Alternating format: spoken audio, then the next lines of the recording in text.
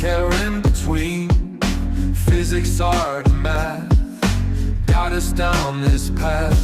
Historical tales come alive, where science and stories dive. Blended facts with heart, knowledge from the start. Need bridge blues we sing to the future memory.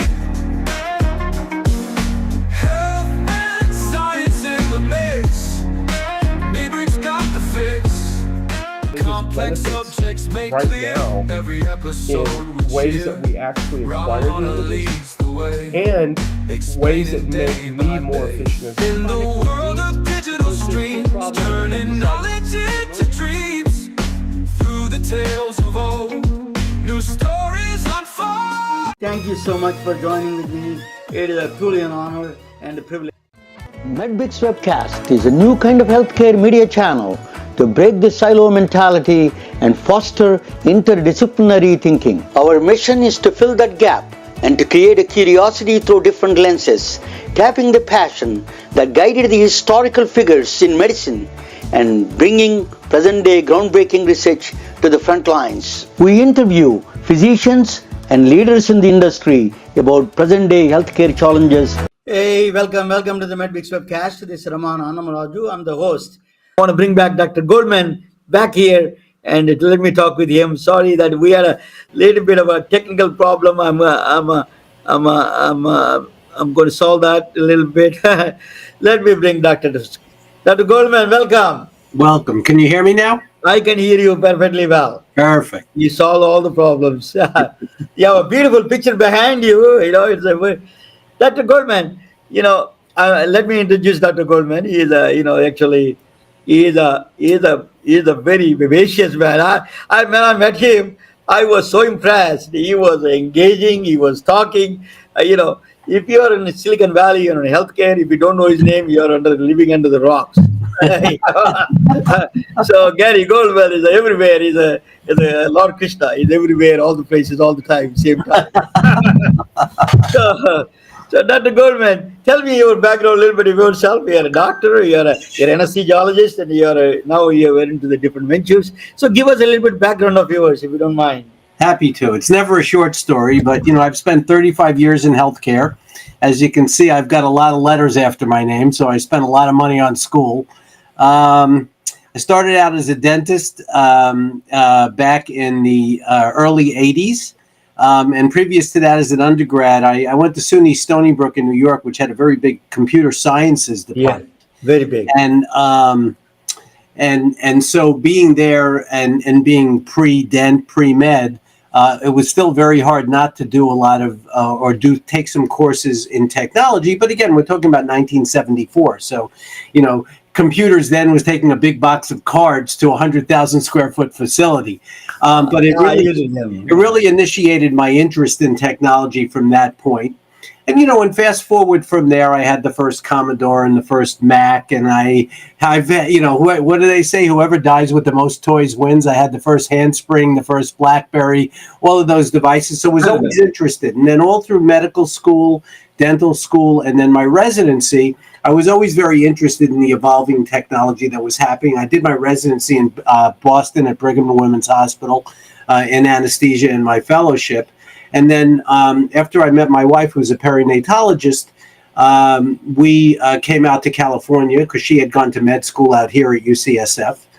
And when we got here, I had a lot of ideas, and we got here in '89, and that was right around the time that the bubble was building for the internet, for the web.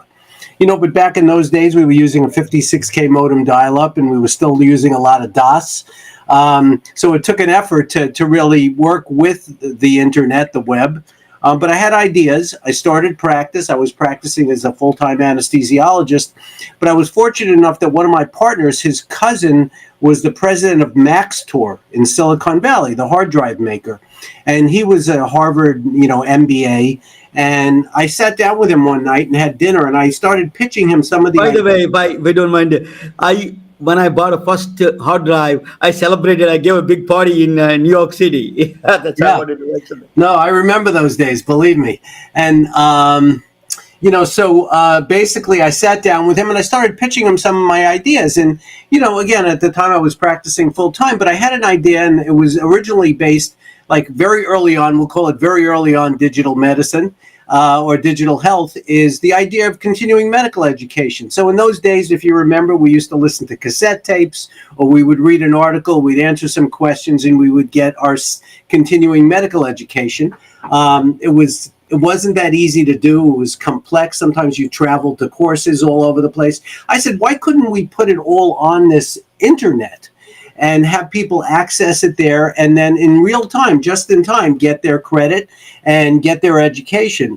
And I pitched this idea to many, many clinicians who all thought it was a great idea. And everyone wanted to get into the web at that time. So that's where my first experience with entrepreneurism started.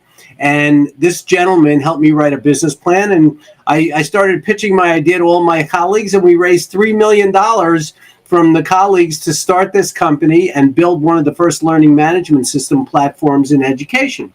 So we built that, wound up fast forwarding 2.5 years later, sold that to one of the largest continuing medical education offline companies, Challenger in Memphis, and I had my first exit. Fast forward from that, I've had 3 digital healthcare companies. My second company was during the nursing shortage, and we went to all over India, from Delhi down to Cochin and in Shanghai, and we started training nurses to pass the nursing licensing exam in the United States, brought them over on H-1B visas and put them in a registry model, and we moved 163 nurses into the U.S. And then the third evolution in my informaticist career was I worked for Sutter Health, and we have we had 27 hospitals at the time, and they were putting in electronic healthcare record Epic, and they came to me and asked me to participate in that project because of my previous experience. So I joined that. I was still doing it up until recently for about 12 years, but it gave me the opportunity to travel all around this globe behind us as a consultant for EHR. And everywhere I went, when we ran into our colleagues, everyone was disenfranchised. Everyone really didn't like electronic healthcare records, felt it made them much less efficient as opposed to more efficient. And also, a lot of them were saying, look, with this evolving digital health revolution, a lot of the technology that was coming out at the time, again, this is about 10 years ago, didn't represent our workflows, right? As an anesthesiologist, as a cardiologist, as a nurse, what was being developed in a lot of the technology was being developed by technology people who didn't have an understanding of our clinician workflow. So that's when I decided to start Global Health Impact Fund and Global Health Impact Network. That was between Company 2 and Company 3. And we started out, I would say to a lot of the clinicians that I was working with at the elbow, I said, well, you need to get involved. You need to educate yourself about the technology that's coming out. You need to be able to make yourself available in one way, shape, or form as an advisor, as a mentor, as a consultant for the companies that are developing these technologies, so they have a good understanding of the clinical aspect of it. I said, and most importantly, again, being the capitalist that I am, I said, why shouldn't the doctors be benefiting from all these great companies that are going public and getting acquired? So I said, we should be picking the companies that deserve to get the funding because they're developing solutions that make sense for us with respect to improving what we do as providers and what we do for patients. So that's where it all started, and that was about 6.5 years ago. We started with the fund. I was very lucky because that third company that I started wound up exiting around the same time that we started the fund. So and it was all clinician investors. So many of them rolled their distributions into our fund. So from that point on, we invested in 11 companies in our venture fund, which is all clinician investors. But the due diligence that we did was very heavy on the clinical due diligence perspective. So we would look at companies with the idea of how does this improve our ability to deliver care? How does this improve our ability to take care of patients? So we picked 11 companies that we invested in. We've already had one exit. We've got 2 more coming, and it's over all different subverticals within medicine. And in the back end, we started building the network. The network was a place that was a community-based environment, secure, it has the functionality of LinkedIn, Slack, Dropbox, and Zoom, and it allows our members to collaborate, communicate, educate, and participate in the companies that we invest in and the other companies that we don't invest in, but we're quote unquote accelerating or escalating those companies. So fast forward now, we've got 400 communities, we've got several thousand clinicians in our network. Our network is doing a global expansion, and it's now going into Africa, all over India, Europe, and the Middle East, including North America. And we started a second fund, a much larger fund that's also now investing in new digital health technology. One thing I will say is I've become very convinced that the future of healthcare is going to be based on data, how we collect the data, what we do with the data, how we manage the data, both on the phenotypic and genotypic side of things. And our network really promotes these early stage companies from early idea generation all the way through commercialization now. Dr. Goldman, what kind of procedure you follow, a process or protocol you follow to pick up a particular company, that this is a good for investment? What are the requisites actually? Great. That's a great question. And again, our deal flow, now that our network has grown as much as it does, a lot of our deal flow comes from our members who get exposed through different conferences and through different relationships that they have that will come to us in the very early stages. So when we look at companies, at least up until recently, it's been mostly early stage companies. They're pre-MVP, they're pre-revenue, and they're developing out their products. And the way we do our due diligence is actually a very interesting way. So because we have the network, and the network has such a large exposure, what we do is we create a community around the potential company. We invite in their leadership. We evaluate their leadership from a perspective of being able to not only build a solution, but also to be able to deploy it effectively clinically. And then we bring in our advisors, our targeted advisors from our network. So let's say this is a solution that cuts across pulmonology and cardiology. We'll go to those communities and bring out the subject matter experts that we have that can help us look at it from a clinical perspective.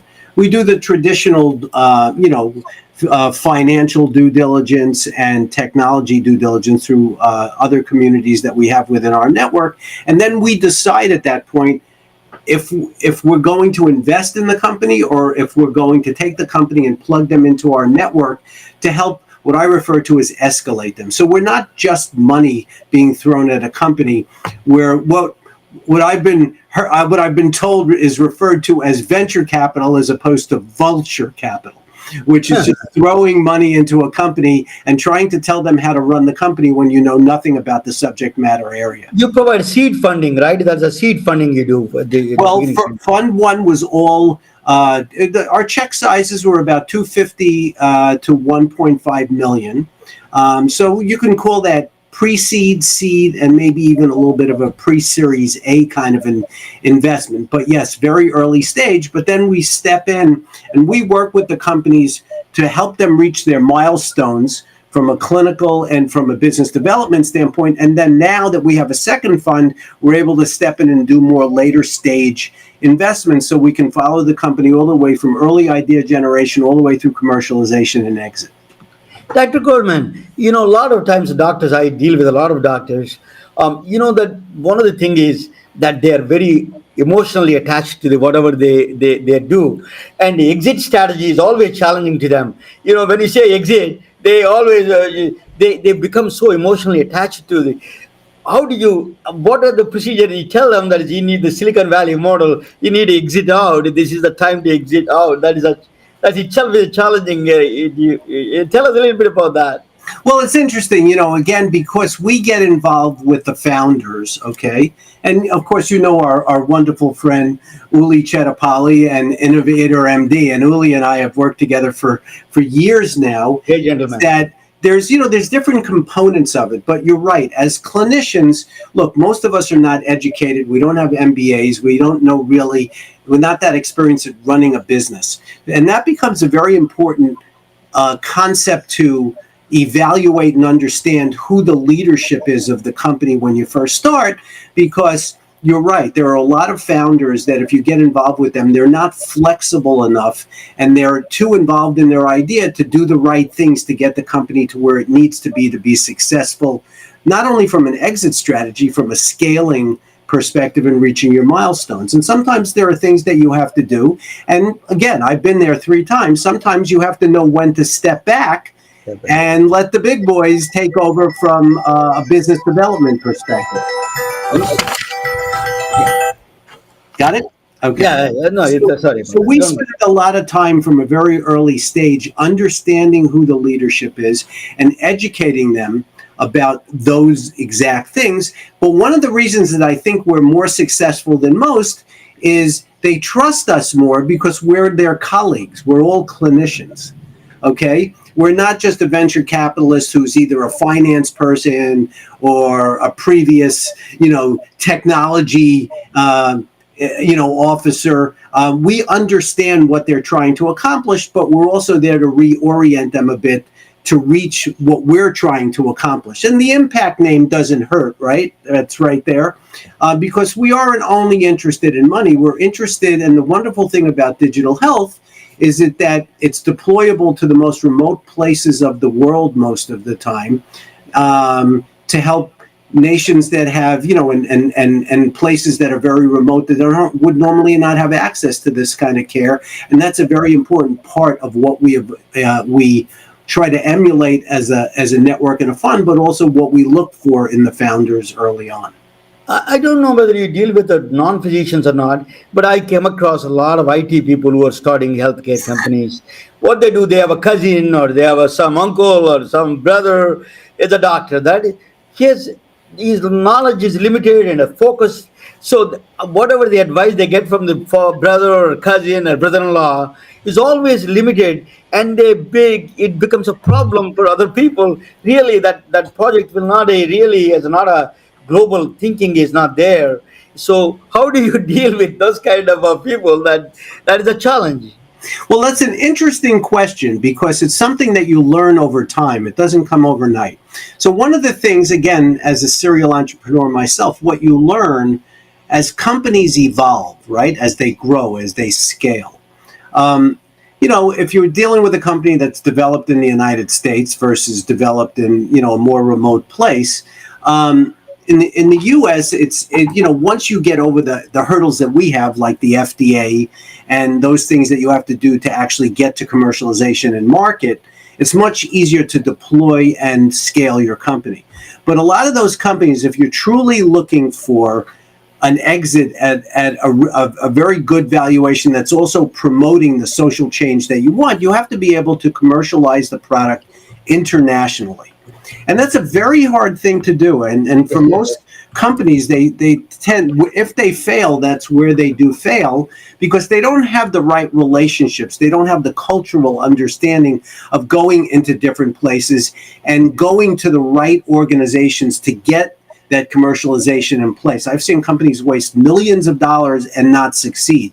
So what we're trying to do on the network, again, a network of their colleagues, is as we are doing our global expansion right now, as we go into a new region, again, like I mentioned, like Africa, like India, like the Middle East, the first thing that we do is learn about the location and the kind of technology that they need and what they're developing in country. It's pretty incredible, some of the technology that's being developed, very high-end technology, in places that are very remote and don't have that many resources. So if you get to work with those companies and then learn who are the appropriate business development partners, technology partners, the hospital systems that would deploy these solutions, if you can develop a relationship with them through the relationships that you're forging in those countries, then the companies that you invest in, then you can make those appropriate introductions and smooth the path for international commercialization. But it's a very complex environment. And in healthcare, in a way, it's easier on one foot and more difficult on the other, because we are a tight-knit community as clinicians. So when we bring this in, and we're from a credible source, which we are, we're listened to when we get there. But then you need to understand who's on the other side and what they're looking for, and understand there are some places where you're not going to make, a 10x return on bringing the technology to that area. What you're going to get is an ability to deploy the technology at volume and improve people's lives. So it's a balance. It just depends, and you have to really do your research before you you delve into that for a company. You made an excellent point, actually. That is a right cultural understanding, right? So, for example, in India and Africa and Afghanistan, I had a lot of Bush hospital. That what I did was, at the time, there is a lack of they don't have a radiologist. And there was a small group. We have a Yahoo group. She used to be there in the Yahoo medical imaging group. I sent somebody from Pakistan, in the border of Pakistan, there is a city in Pakistan border to Afghanistan. I sent a radiologist from there, connected to the Afghanistan Laura Bush Hospital.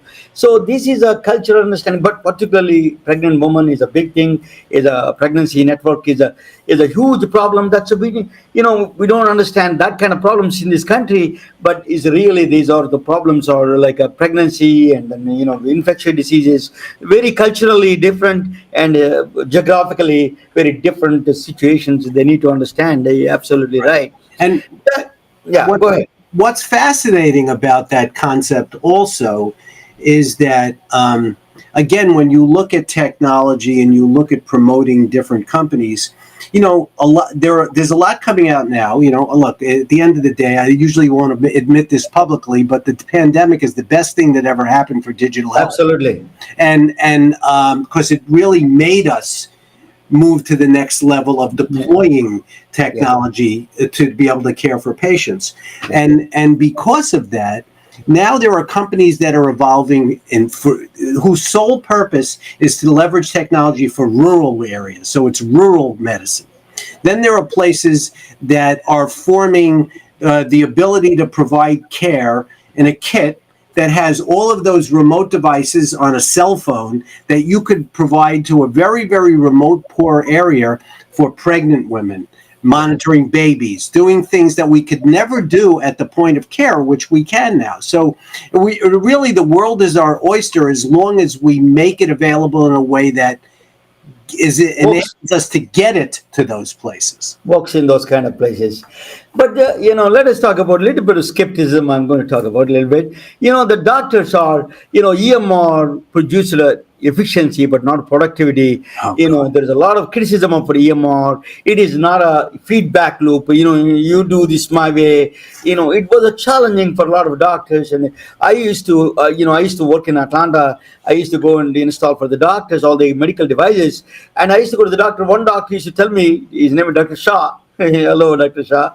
He used to be scared of going to the exam room. That he said that I scared of this, the number of buttons he got to touch. He got to do, I don't know which, I'm putting the wrong, pressing the wrong button. I am more worried about not the patient. I'm worried about that computer, what I'm touching. And this became a bigger problem for a lot of older doctors. And even this becomes a problem in general. The EMR did not produce the expected, the flowers that is expected, a lot of them. Yeah, well, look, I could go on a whole soliloquy about that subject, especially after working as a physician lead informaticist for a 27-hospital system for a lot of years. We were implementing Epic at the very early days, okay, where we were going to very well-established hospitals like here in San Francisco, CPMC, and, all these great places. And there were plenty of, I won't use the word elderly anymore with this gray hair, but older clinicians that I would sit down and we'd be training them, and they would say, well, I'm not using this. I can't use it. I won't use it. And I can think back, and it's a little bit tongue-in-cheek funny, because I would sit there and, look, I had a job. I was there to train them. And the reality is that as of, let's say, February 31st, we're going live with Epic. And if you're not using Epic, you're retiring, you know? And I found myself actually, so this is a cute little story if we have a minute. When I first started, and it was with my first company, so they were putting on a conference at Stanford at the time for physician executives that were in technology, okay? And there was a handful, but it was a meeting that happened there. And this is in the days of Hillary Clinton and Newt Gingrich, okay? That's how long ago it was. And I remember that Newt Gingrich got up on the stage. He's from my state. I know him I met him for a couple of times. He gets up on the stage and he starts to give his, you know, his lead speech. And he's sitting there in front of all of these physicians who are executives. And he's talking about electronic healthcare records. And this is before electronic healthcare records were even mandatory, right? Yeah. But Hillary was his counterpart, and the two of them were, you know, and he gets up there, and they were all working together, and he said, look, he said, how many of you in this room remember the first ATM? And of course, everybody raised their hand, right? And there was a lot of gray hair in that room. I was a young guy in those days. And he said, so remember when the first ATM machine came out, how amazing it was that anytime, day or night, you could go to a bank, put a piece of plastic in a machine and get money out. You had access to your money 24 hours. He said, now think about that. That was 25 years ago. He said, how many of you now would ever even work with a bank that didn't have access to ATMs? And everybody, of course, shook their head. That's a great point. I'm going to make a prediction. He said, 20 years from now, everyone will be using electronic healthcare records. Yeah. He said, and if you're not, you will retire. Yeah. And I remember sitting there at that point and saying to myself, God, what a jerk. You know, that's never going to happen. And then fast forward 20 years later, I was sitting at one of our hospitals with an elderly physician who was going, I'm not going to do this. And I looked him straight in the face and I said, look, don't shoot the messengers, but I'm telling you that as of February 31st, if you're not using this, you're retiring. And I said, oh my God, I've turned into Newt Gingrich. Yeah, absolutely. Let us talk about a little bit about artificial intelligence, Dr. Goldman. Yes, please. So, a lot of the United States, not only United States, China, and the other countries are becoming older. People are getting older, and the baby boom generation, and they need artificial intelligence, AI agents to help them to organize their medications, organize their health data, all those things. Getting complex this data. So you think the AI agents could help and really take us to the next level and help these older elderly people like me and you or anybody else, so help in the future that AI agents are going to play a role there that really help. That is where, instead of talking about artificial intelligence somewhere in the abstract, it is a real practical solution is that helps the older people. They need medications. They need somebody drone can go and get it, the medications even. That kind of things. What do you think of the artificial intelligence role in the future in the healthcare? So it's an interesting question, but the first thing that I'll correct is you will never hear me use, when I say I don't even like the term AI, but when I do use it, I refer to it as assisted intelligence, not artificial. I always joke that, after doing all the things that I've done all the years, I'm very good at getting a bunch of clinicians in a conference or in an auditorium and talking to them about the future of healthcare.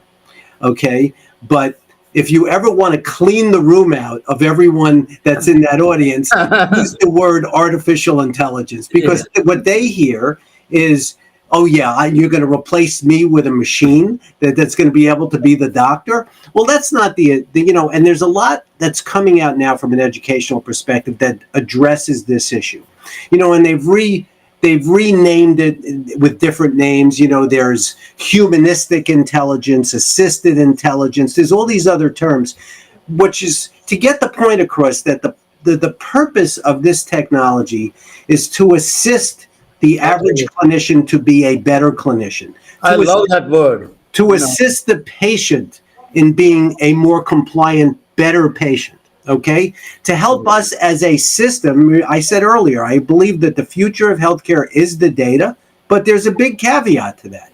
It's what we do to the data, how we manage the data, how we use the data, and who owns the data, okay? And unless we address all those issues, there is great potential for it going awry. Like you said, look at electronic healthcare records. If they turned out to be the great thing that Newt Gingrich told us, no, they are very limited in many ways because they don't always represent the clinical workflow that needs to happen. And sometimes they make us, especially from a documentation perspective, more inefficient in the act of it. But the fact that we're collecting all of this phenotypic data and genotypic data will change the way we practice medicine over the next 10 to 15 years. Because, if you think about it, there's so much that we have to process as clinicians and educate our patients to understand it so that they can be good patients. But it's a huge amount of information. What do they say? That every 75 days, the amount of medical knowledge that is increasing, it's every 70 days it doubles at this point because of the technology that we have. So, I'll give you an example. I read an article, okay? Let's talk about, the areas right now that are really taking advantage of things like assisted intelligence and data management and technology. One of the clear ones is radiology, okay? Another one will be behavioral therapy now. Now it's so much easier for behavioral therapists to interact with their patients and not have to see them. It can be done remotely. It can be done on a phone. There's lots of ways to take advantage of the technology. But here's an example. So in the country, in Ireland, okay, single payer system, if you look at mammograms, okay, right, most mammograms are screening mammograms, right? So what's the first thing that you want to eliminate in that first mile of a mammogram? You want to rule out pathology, not trying to hone down on what the pathology is, but you want normal versus abnormal. Well, in that country, they have a shortage of radiologists, and they have a system to ensure quality that every mammogram has to be read by 2 radiologists, okay? But they don't have enough, especially, let's say you do 10,000 mammograms a quarter, okay? They don't have enough radiologists to do that. But what if we were able to take machine learning / assisted intelligence and have it read those mammograms in a way where all you're looking at that stage is saying it's either normal or it's abnormal. We're not going past that at that point. If you can eliminate, if out of those 10,000, 60% are normal, okay, because it's a screening process, right? If you can eliminate 60% of those exams in a very highly effective, sensitive, and specific way, which you can, then all of a sudden those reduced number of radiologists only now have to engage in the pathology mammogram, so they have enough people. So that's the first mile. But on the last mile component of it, this is where the real value is, if you think about it. Because on the last mile, let's say you've done your biopsy and you know the pathology, and now you have to diagnose it or come up with a treatment plan for this particular pathology and diagnosis. Then all of a sudden, you really need this assisted intelligence and machine learning, because what's going to happen is ultimately, with all the data that we're collecting between the genomic data, the phenomic data, the actual film, they're going to be able to look at a large, huge population of patients and say, with all the patients with this genotypic profile, your digital DNA, there's going to be some overlap of those individuals. And of all those people that came up with this pathologic diagnosis in this mammogram finding, this was the best, most successful therapy in that group. So real precision medicine. And our ability to be able to more effectively take care of patients in a faster, higher, more improved outcome way is going to happen based on us leveraging this kind of technology. But it has to be done right. Yeah. Prime Minister Modi, he recently mentioned that, he said that he was talking in a Paris conference, in a AI conference. He was saying that I just put my problems in health problems, and it gave me the answers. The Chat GPT or whatever that is he was using gave him the answers in a very simple terms in his language, the Gujarati language that he is not a very good in English, but in a simple language, no technical jargon. This is he explained to him very well, and he was impressed. As an older gentleman. So, do you expect in the first phase, assisted intelligence is for the doctors, or going to be the patients in general, patient compliance, patient all those things, or simultaneously happen in all these? I think it's going to be a balance. It has to be both. Yeah. And it's interesting because we're always again per the idea of assisted versus artificial, right? Yeah. On the clinician side, I mean, all of us, you have friends and they have to go for this or that. They'll always say, "Who should I go to?" Is this a good doctor or a bad doctor or whatever? And my response has always been over the years, look. Understand, doctors are no different than anyone else. There are good plumbers and there are bad plumbers, okay? And there's always going to be some that are better than others. But with assisted technology, I believe that if you look at like anything else, you draw a bell curve over it, there's going to be on the left side those clinicians who, maybe they picked the wrong specialty or whatever, but they're not that great at what they do. Okay, but the majority, the super majority, are in the bell curve, and they're good. But what assisted technology will enable all of us to do is to make the left side of the curve better by leveraging the technology. You made an excellent point. I tell you about that a little bit, if you don't mind. I'm from a small village in India. My father is a small-time doctor, small village doctor. He's an RMP, is a small doctor. One thing, he would have done wonders if he had the AI assistance to him. He can, read in his language, or at the time he speaks English. But a lot of rural doctors they don't have the knowledge of all the medical knowledge. They could have done better with the AI assisting them, telling them. Now I say that give them just basically a remote patient monitoring system, a wearable devices, and then get all the basic data. You can get a state of the picture of the health, and then the doctor AI can assist them to analyze that problem for them, and then can give up basically diagnosis and prognosis and all those things. It can do better in that sense. There is that area is a huge opportunity. Dr. Goldman, you made an excellent point. You're mentioning in the United States, but in its rural areas in India and in Africa would be a blessing in that sense. Do you agree? Absolutely. And on the patient side, again, as physicians, right? Now we'll assume that we're talking to a group of physicians. Half the battle is also the patients, right? Because you could be the best doctor in the world, but if your patient is not compliant, okay, and doesn't follow what needs to be done, then the outcome is not going to be as good as it could have been. And what I'm seeing in a lot of the companies that we've invested in, a good example is there's a company called Plethy. It's a musculoskeletal monitor. It's the size of a quarter. You can put it on any joint.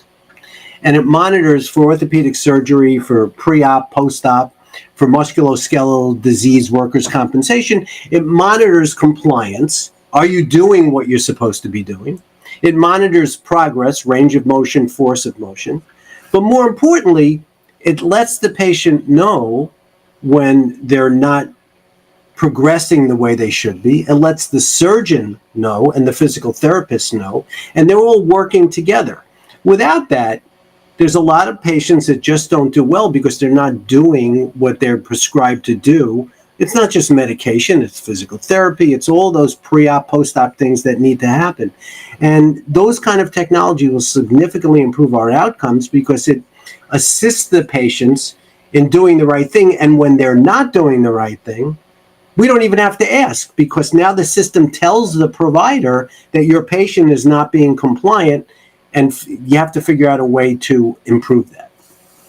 Dr. Goldman, I wanted to ask you the last question, one of the last questions, then after that I can mention about. Let me ask you about cancer. Cancer is one of the hard one to crack. and people are getting older, a lot of cancer. What do you think this AI or this assisted intelligence or artificial intelligence or this quantum computer? Do you think we are going to crack this problem of cancer? Eventually, we find a solutions, treatment. And, the claims are bigger than real. What you see. That one of my good friend, a lawyer friend of mine, is Roger Royce. He mentioned everywhere on the internet, so I don't have to. But he's a great friend. But I see that this kind of people are going through this kind of things. It really, I feel that we are lagging behind somewhere. I think technology is going to do something different here, and we're going to find eventually the Holy Grail. Well, I think, again, it's all going to come down to data and what we do with the data. Data is going to enable us to crack those codes, okay? But we have to be able to be handling the data properly and analyzing it properly and then deploying it properly, right? So it's everything. It's not just one part of it. It's the entire care continuum, right? So there's the preventative part. So if we want to talk about the preventative side of it, okay, well, genomics is going to be incredibly valuable over time because we're going to have global populations of data that are going to be able to show predispositions based on genomic profiles for certain diseases, and then using the assisted technology, help those patients to live a life that moves them in the right direction, very precision-based. But that's just the preventative part.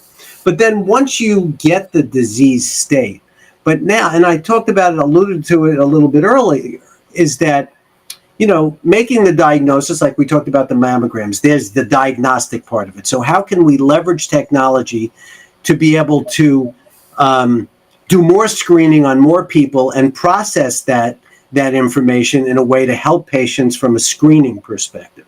But then once the diagnosis is made, to me, this is where we're going to make strides. And it's like what I talked about before. You're going to get a diagnosis of a particular malignancy, and it's going to be able to go into a database, a global database of patients that have a similar genotypic profile, that have been treated retrospectively in the past. We've been collecting data for 20 years now. And prospectively in the future to be able to say, okay, with this genomic profile, at this stage, with this onset, this is the right treatment. So we're not going to do sick care, shooting at a dartboard. We'll try this, it doesn't work. We'll try that, doesn't work. We'll try something else. So I think our ability to hone in on the right treatment will definitely be important. And then, again, moving into the future, what we're going to be able to do from a genomic perspective in terms of manipulation of genome, manipulation of cancers from a genomic perspective. I think the world is our oyster with respect to that. What's who Ray Kurzweil is? Hey, He's a futurist. Yeah, I've read all his books, but my favorite book of his was How to Live Long Enough to Live Forever. Because when I was reading the book, I was unfortunately reminded that I'm too old to take advantage of a lot that's what's going to come down the pipe over the next 20 years. But our kids and this generation, when they get to our age, our ability to care, to prevent, to treat is going to be off the chart, and then longevity is going to be significantly longer. And I'm not sure if that's a good thing or a bad thing, the way the world is going. But yeah, I believe that it's going to radically change how we take care of ourselves and how we take care of patients. Complex problem I was mentioning, you need a wisdom. Wisdom only comes with the age. There is no way young people can solve a 19-year-old kid to understand the healthcare problems. I wanted to ask you the data. Another question is the data itself. You are mentioning about the data. Who owns the data? It's a more of a not a technical question. It's a legal question. It's a policy level question. So I think that we need to work on this policy level. All the data should be much more available than it is a proprietary kind of thing. Epic is going to keep its own data. Pharmaceutical companies want to keep their own data. So this is one thing we need at the policy level has to be changed. You have any take on that, Dr.? Yeah, well, we could spend a whole nother hour on this topic. Because there's one area which I've been spending a lot of time and a lot of sleepless nights thinking about. And that's, our current system is a sick care system with very misaligned incentive systems. And I believe, and again, I am certainly not the great Kreskin here, but I believe that within 10 years, the whole system is going to change, and it's going to be based on that data from a compensation perspective, from a care perspective, from a revenue generation perspective. If you look at the current system right now, okay, it's driven by who? It's driven by the insurance companies, in our country at least, okay?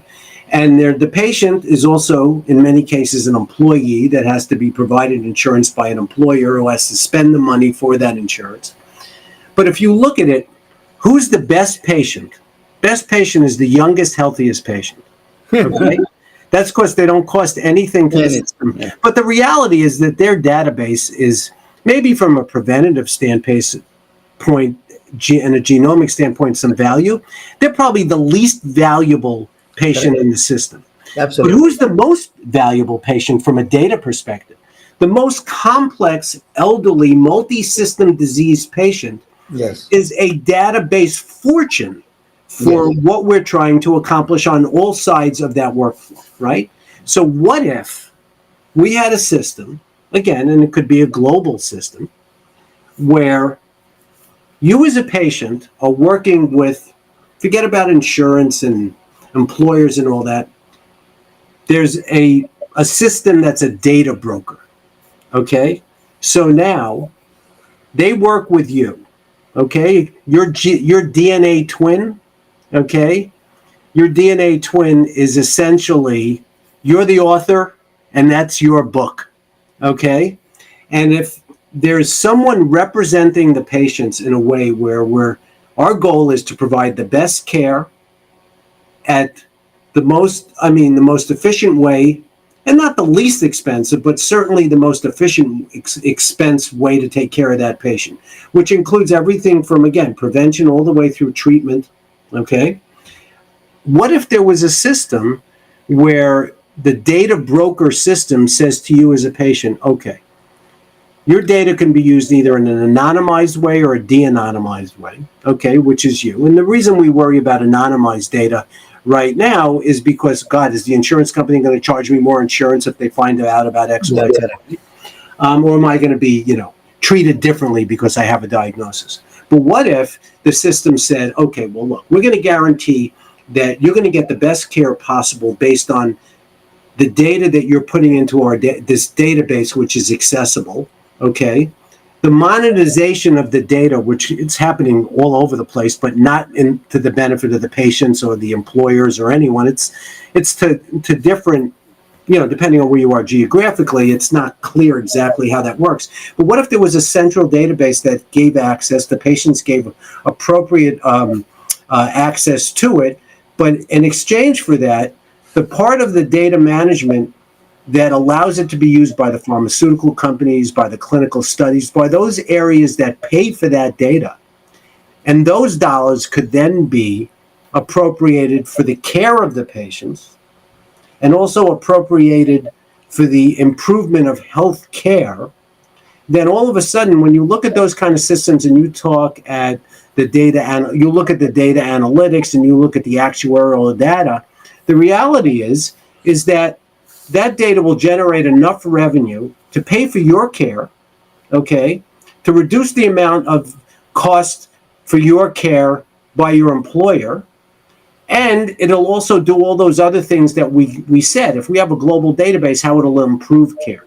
So in essence, it's a comprehensive care system that's not an insurance provider, but it's working to improve every aspect of the care, including the patients and including the providers and including the improvement in healthcare.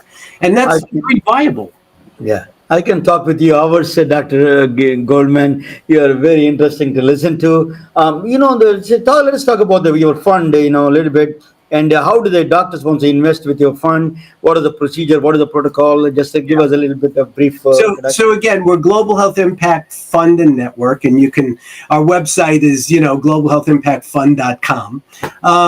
But, we focus in on health. We're a network and a fund which is founded and managed and driven by health professionals, right? So the funds utilize the investors and the network members to pick the right companies that achieve everything that we've talked about today, but also look at them from a fiscal perspective. But if you do the right things, then the time to exit and the valuation of the company and the multiples for exit will definitely be improved because the network helps with that. So any healthcare provider that's interested, you don't have to be an investor. And, only 99 investors could be in a venture fund. So, of course, if you want to, you got to jump in and do it. But more importantly, you can also get involved as just a member of our network and learning and educating yourself about innovation, about healthcare and technology, and how to become a resource for these companies that are doing it. And if you've got good ideas, our network can also, along with, Innovator MD and ULI and SOAP, Society for Physician Entrepreneurs, there's so many resources out there to help clinicians take their ideas and develop them in a way that improves healthcare innovation. So it's, anyone can reach out to us. Anyone can join our network. We don't charge for membership. So what I would say is just reach out to us. Anyone could reach me at Gary@globalhealthimpactfund.com. And we would love to get them involved at a very targeted, specialty-specific way, or at a global way of helping us improve healthcare. It is truly an honor and a privilege to talk with you. You are a source of information is unbelievable. You can you can talk, and you're a really impressive talker. Thank you so much. I think it's a wealth of information you gave, and I think we are moving is a positive optimism is a very good. I love your word, assisted living, assisted intelligence is the best way to use in healthcare. I love that word because that is the best way to convince people what is AI is, what is the meaning to that AI. So to the relevance to the patients, the relevance to the doctors, it makes a lot more sense. Thank you so much. You are the inventor of the assisted intelligence. Thank you so much. I'm truly an honor and privilege to have you. I hope you like our podcast and you promote our podcast. You watch my podcast once in a while, and please watch regular. Thank you, sir. Yes, and I want to thank you for putting on this wonderful podcast. We've known each other for quite a while now through this. And, absolutely. And we've talked about it. We want to we want to promote your podcast on our network globally. So let's get that going. Yes, sir. Thank you, sir. Thank you for so much. If you can wait for a couple of minutes, I'll close this one and then talk with you on the after show. Of course. Good night, all of you. Good night. We are retelling their stories through our patented designs that can be worn on scrubs, t-shirts, printed on conference bags, and endless other promotional materials. Daily Wear for Medicine is the first ever of its kind to create curiosity in medicine through visual art. We at MedBricks are celebrating unsung heroes of the past who made enormous contributions to the field of medicine through our unique campaign called Daily Wear for Medicine. You can wear it, carry it, and give it.